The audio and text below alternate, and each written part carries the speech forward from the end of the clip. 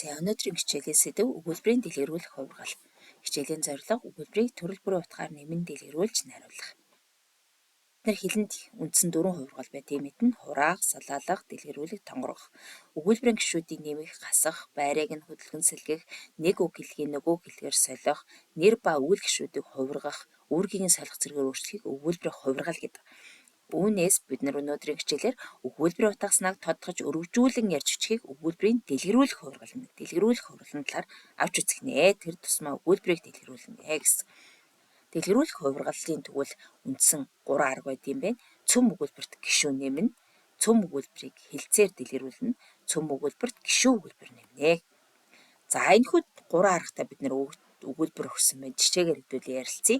За цэцэг ургана гэдэг цөм өгүүлбэр дээр бид хашаанд цэцэг ургана гэж дэлгэрүүлэн хувиргасан байна.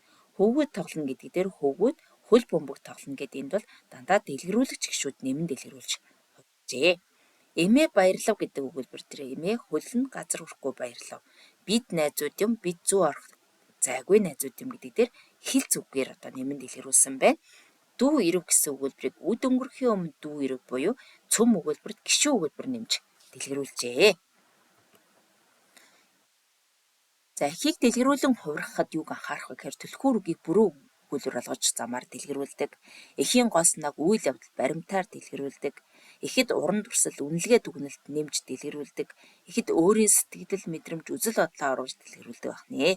Өгүүлбэрийг дэлгэрүүлэн хувиргана гэдэг маань харин цөм өгүүлбэрт гишүүн нэмнэ, цөм өгүүлбэрийг хэлцээр дэлгэрүүлнэ, цөм өгүүлбэрт гишүүн өгүүлбэр нэмнэ.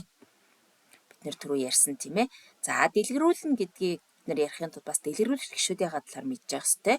Гол гишүүдийг нэмэн дэлгэрүүлдэг тодтгол шууд бас тусдаггүй байц гишүүн өгүүлбэрийг бид гишүүнийг өгүүлбэрийн дэлгэрүүлэгч гишүүн гэж үздэг байгаа. Тодтгол гэдэг нь тэгвэл нэр үгэнд төгсөрч холбогдсон утгыг нэмэн дэлгэрүүлдэг. Жишээ нь эртний домшиг буурал тал. За тал гэдэг нэр үгийг эртний домшиг буурал гэдэг маань одоо нэмэн дэлгэрүүлж байна гэсэн. За шууд тусдаггүй өгүүлэхүүн гишүүн төгсөрч холбогдож байдаг. Хаданд талтардаггүй, бутанд бүдэрдэггүй. Юунд шууд тусдаггүй болж байна тийм ээ. Өгүүлэхүүн гишүүн төгсөрч холбогддог байц гишүүн бол. За аварган дээгүүр алхдаггүй, хаавар алхдаггүй, Монгол усыг улан доороо гიშгдэггүй, хаана гიშгдэггүй гэх мэтээр нэмэн дэлгэрүүлж болдог байна. За цөм өгүүлбэр тэгвэл дэлгэрүүлж гишүүн нэмэн дэлгэрүүлсэн гэхээр мод цэцэглэн гэхээр цэцэрлэгийн мод цэцэглэн, хаврын үйлрэл цэцэрлэгийн мод цэцэглэн гэдэг ингээд дэлгэрүүлэх гишүүд маань орсон байна тийм ээ.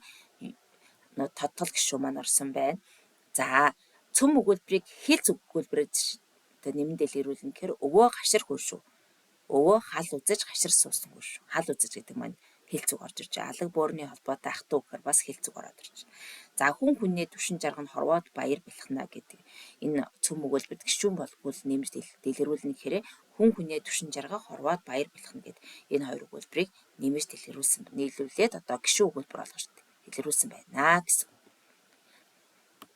За бүгдээрээ өнөөдрийнхөө бие даах асинхрон хичээлээ үзээд за сорилын ажиллана. Сорилыг ажилласныхаа дараа асинхрон хичээлээ олж авсан мэдлэгээр бүгдээрээ өгүүлбэр дэлгэрүүлэх хувиргал хийж гүйцэтгээд энэ асинхрон хичээлийнхаа доор одоо өөрийнхөө хувиргасан өгүүлбэрүүдийг дэвтрийн зургийг илгээнэ гэсэн үг шүү дээ. За дараах 4 өгүүлбэрийг таад маань дэлгэрүүлж хувиргана. За ингээд хичээлдээ идэвхтэй оролцсон хүмүүстээ баярлалаа.